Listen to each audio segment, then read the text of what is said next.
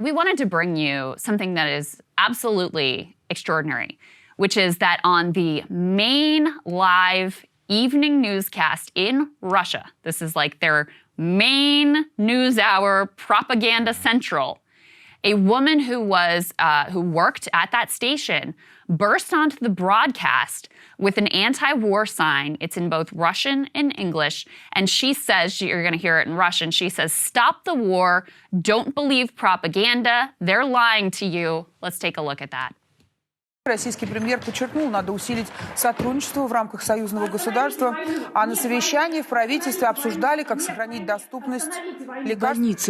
So for those who are just listening, I mean, it's an amazing moment because you see the newscaster doing her thing in like a live newsroom, looks like cable news would here, and this woman bursts onto the background. She's got her sign. She's saying no to war.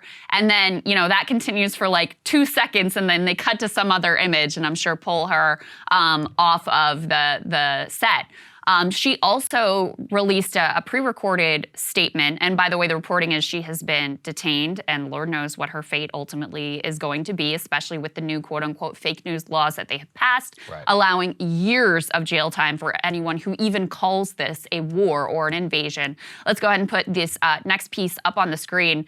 So her name is Marina Avsyannikova, I'm going to go with. Let's go with that. I'm sorry Russians. guys. Yeah.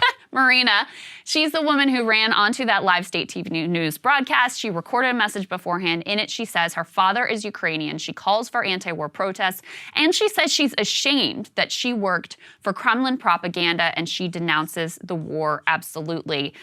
There was a sort of informal translation that was floating around online, part of what she said. It was very well written and well delivered statement. She said, "We are Russian people, thinking and smart people. Only we have the power to stop this madness.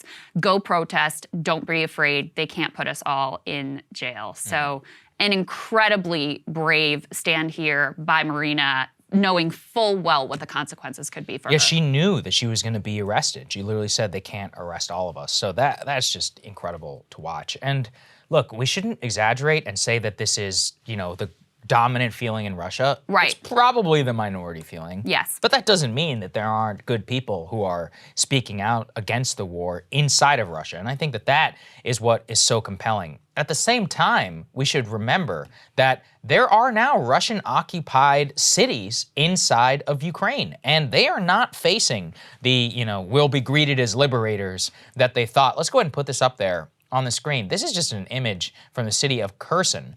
There is no, this is obviously a photo put out by somebody who wants you to see it, but go ahead and put it up there. You can see this massive crowd just assembled there in the city square bearing the Ukrainian flag, and that's in a Russian-occupied city. That's the latest of the similar type of images. We have the same thing in terms of a video that continues to see people fighting really back against the occupation with some Russian soldiers who are getting very skittish. They are now facing the problems that we faced in Iraq. In Iraq, we took over a country with 150,000 troops. It was a cakewalk, as they predicted, and they were like, oh, now we have to run a country of millions of people. That's pretty scary.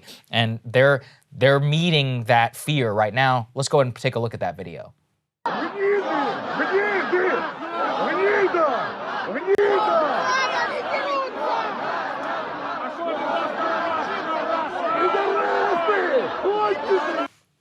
So yeah, you can see that it's not a good situation. It's very jumpy. Things can pop off at any moment. Yeah. When it's like that, you have some 19-year-old conscript Russian kid. Like, what does he know what to do?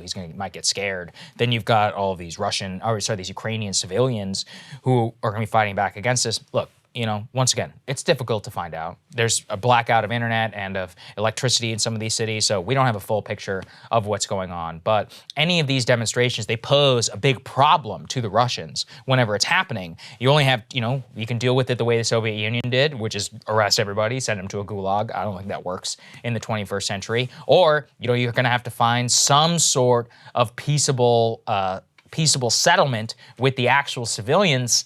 And I don't really see that happening either. So they're in a tough spot. Yeah, that was extraordinary, especially because it was happening in Melitopol, which is, that's a city where they reportedly kidnapped the mayor. There's video of him being taken out with a bag over his head, and God knows what's being done to him now. And a Russian puppet mayor installed in his place, and so. Just to see people, going up to these soldiers with gigantic guns and fearlessly telling them to, exactly what they think of what they're doing. It is incredibly brave. It is incredibly courageous. And so, these are the people who really deserve to be highlighted, who are standing against this war and doing everything they can to stop it and bring peace. So we're going to continue to highlight those examples that we see because it really is heartening. Hey guys, thanks so much for watching. That's right. Just as a reminder, you can become a premium subscriber today. Watch the full show completely uncut, our reactions to each other's monologues. You get to listen to it. You get to ask us questions, all that good stuff. Link is right there in the description or at breakingpoints.com. Best of all, great way to say screw you to the mainstream media.